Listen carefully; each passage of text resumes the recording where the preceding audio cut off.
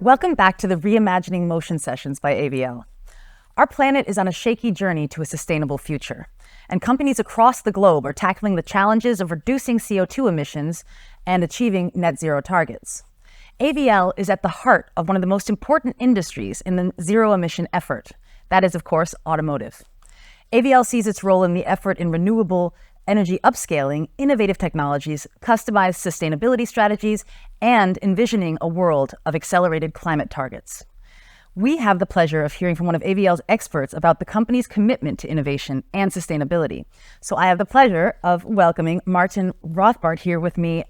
He's the product manager of energy and sustainability here at AVL, and it's great to have you here. Thanks for coming. Thank you, Maggie. So we have a lot of difficult things to attack, of course, when it comes to the automotive sector and sustainability in general. It's almost like automotive is the bad boy when it comes to industries that have to take the brunt. When people criticize the innovations in the industry, oftentimes it's about battery life cycles or software and fuel cells and these kind of sustainability issues where it says, yes, we're going towards a sustainable future, but these solutions aren't sustainable enough, is what we keep hearing. So how does AVL attack that challenge? We are researching in that area and a lot. And yes, it's true, we need to bring down the CO2 in the life cycle for all solutions. Also for the new alternative solutions like battery electric and fuel cell electric, there is a way to go. And we are researching in that area, make those solutions more efficient and the supply chains more green in a way to reduce the carbon footprint. So can we imagine this to be a complete how should he say, like circular economy of a battery, for instance? Right. Is that the goal? That's the goal. It's on the way. Right now, the first target is to reduce the CO2 and make the raw materials and the production greener. But in the next step, it's recycling as well. Recycling itself is a little bit behind in research and in the maturity, because right now there are not that many battery electric vehicles out there. So the demand for recycling batteries is not a business model yet. But it could be a future business model. So when we talk about the future as well, we're also talking about things that we can't yet imagine using, but which already are being developed or planned by companies like AVL or your partners. So when it comes to these things that we can't know until we try, kind of things, we rely on really good testing, really good simulations. We heard before from other sessions about how much data AVL collects, how much data AVL needs also to make these kind of simulations.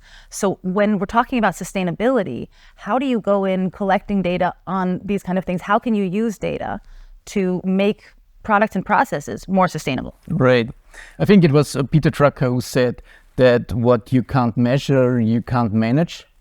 So measurement is an important element, and to be combined with calculations and simulations that increases the speed of innovation we need to increase the maturity of all those products. So when it comes to real life data being integrated into, for instance, now let's say the supply chain, you're then able to highlight at this part of the supply chain we have a huge emission problem or something like this. Right, correct. So it's really going into the process. Right, we're talking about hotspots. So we're talking about hotspots where the major or the big drivers for CO2 are in, and what are the biggest lever arms to reduce the CO2 in every part of the life cycle. It's just interesting as well because, of course, depending on what kind of manufacturer you're working with, what partner we're talking about, what client we're talking about, your customers can have completely different kinds of sustainability strategies, and they must be customized, of course, to their exact needs, their exact requirements, not only when it comes to what they're able to produce, but perhaps also what the legislation is in their country. Absolutely. The challenge is to adapt to the regional strategies, to the regional legislation and regulation environment. And the environment is much different in China compared to Brazil. Brazil has, for example, a huge ethanol and biofuel background. Oh, wow. And China is now rising in terms of battery production and battery research. So it's also about the adoption power of that region, or perhaps of that manufacturing industry area.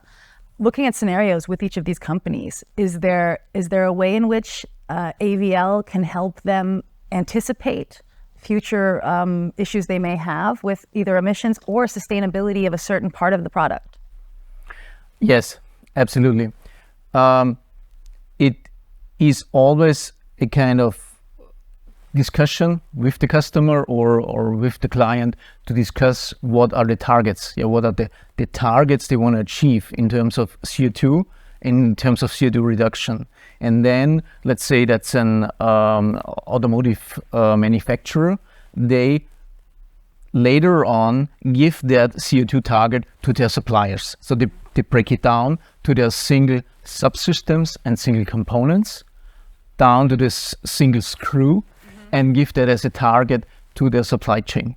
And AVL helps on one hand the manufacturer to define these targets, which should be reasonable and on the other hand challenging, and help them to guide the supply chain, the suppliers, to bring the CO2 down. I think that's a really important point, that while we have to make ambitious goals, they have to be realistic. Otherwise, people won't even try to get them. Right. If we're looking at these kind of scenario analyses, and we were talking about different regions or different cities before, myself coming from a massive city, New York, which is broken in many ways, but especially when it comes to traffic, and then a city like, I don't know, Vienna or Paris or whatever, it couldn't be more different when it comes to not only how it works infrastructurally, but also its needs when it comes to climate change and sustainable infrastructure.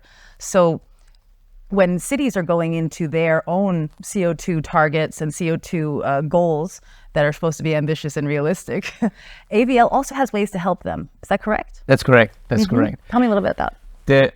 The countries, each country gives itself a kind of target in CO2 reduction. So European Union has defined to be carbon neutral by 2050, China by 2060.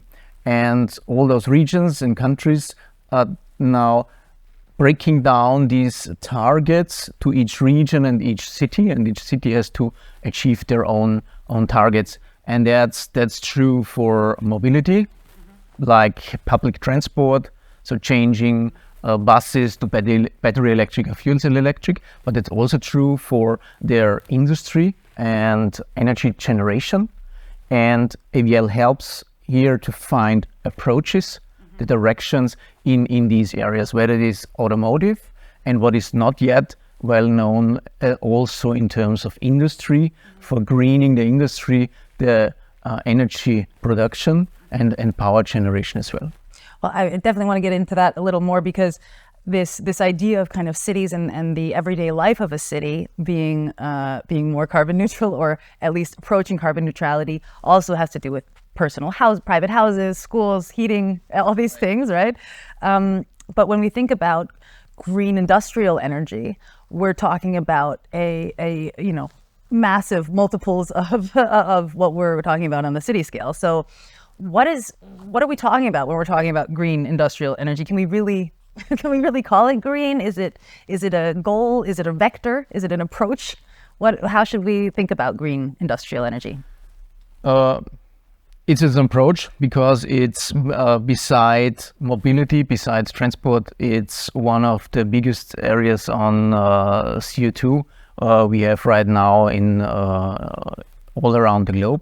It's different for each country, but it's an important sector where we need to reduce the CO2, where we need to reduce the emissions. And we need to start now in certain areas and see what are the low-hanging fruits. An example could be data centers. You've talked about data and data collection and software and these kind of stuff. So data centers usually have backup power. Backup power generators with running with fossil fuels to go online in case the power supply from the grid is breaking down. And we can replace those with fuel cell generators powered by hydrogen. So we need to tackle the low-hanging fruits first and then see how far we come, and then approach the bigger topics. So it's a little bit as if we have these transitional solutions, like the fuel cell generator, for instance, that will help the industry be more compliant, at least with their goals, while not completely overhauling their infrastructure. Because I don't think any industry would be interested. Right. And we need energy for that. Yeah, there's also the topic out there on green steel. Yes. So reduce the CO2 in the steel production. It's an important topic as well, but can't be done overnight and will be more energy intense, like the solutions we have today. So we have to go step by step and doing calculations and simulations in the right way for finding the right scenarios. How does AVL approach the future needs of individuals and industries when it comes to accounting and budgeting for energy? I think this is a field that's coming already, a little bit, at least in the media and the general area, but there's more the idea of personal households and things like this. When we talk about green industrial energy, of course, companies will have to account and budget for their energy use as well. How does AVL help with that? Right. AVL for 75 years now is in increasing efficiency. So increasing efficiency of the energy conversion. So, and that is also true for the industry solutions and for reducing or increasing the efficiency of the conversion, let's say from hydrogen to electricity. And the same is true in the vehicle when converting back to power for the vehicle. Huh? And when we look at these different, sustainability goals, on the one hand, we have, first of all, just tracking and again, the data collection side and the data analysis side, even seeing where the pain points or weak points are in the general infrastructure. But then, of course, we have these overall climate targets, the global climate targets, the sustainability initiatives on local level, on a global level.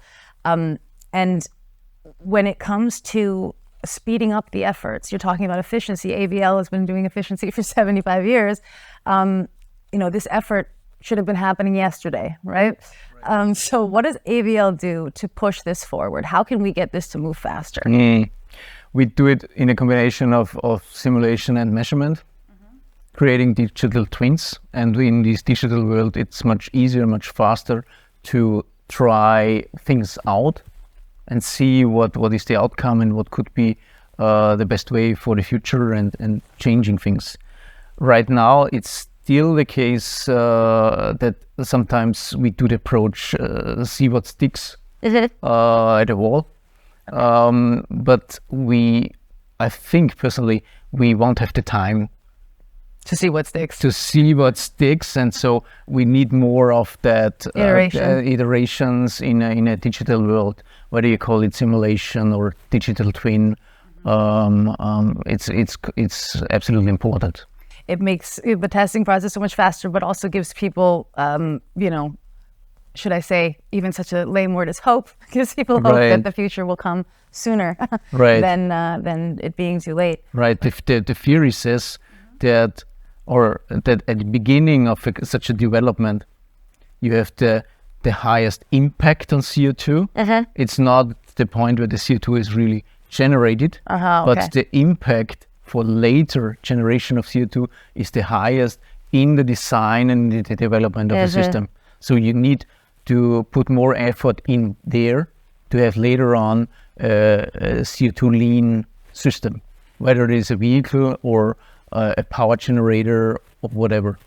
In the tech world, we talk a lot about technical debt or management debt. It's also a term. So this is a little bit like emissions debt. Exactly. So almost like you're starting out with, if you start out wrong, you're going to pay for it later, so to say. Well, I'd love to talk about this all day because I know AVL has so many great things that they're working on and helping other companies really realize. But because we only have a short time, I'd love to know from you personally, having seen so many of these projects, having worked with your own teams, but also partner teams on what they're working on, envisioning for the future, planning. What is your wish for sustainability in the automotive sector for the coming maybe 10, 20 years? What do you see? What is your vision for the future? My vision is that we keep the technology openness, because there are certain directions and out there that to reduce the number of technology options and pathways. But what I think for the next 10 years, 15 or 20 years, we still need that technology openness to put in all efforts in all technologies to bring these net zero goal forward.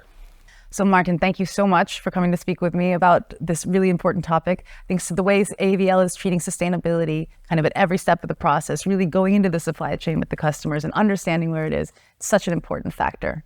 And thank you as well for joining us. We've learned today a little bit about how AVL is approaching sustainability, and also about how important it is that not only are they working together with companies to help them produce in a more sustainable way, but also working with cities and governments in order to have this open conversation. And also, of course, the technology openness remains very important. Not subscribing to one certain kind of innovative technology, but really staying open to all of them in order for this very unpredictable future to be open to all of us. So thank you again for joining us, and I hope you'll have time to join us for another Reimagining Motion session.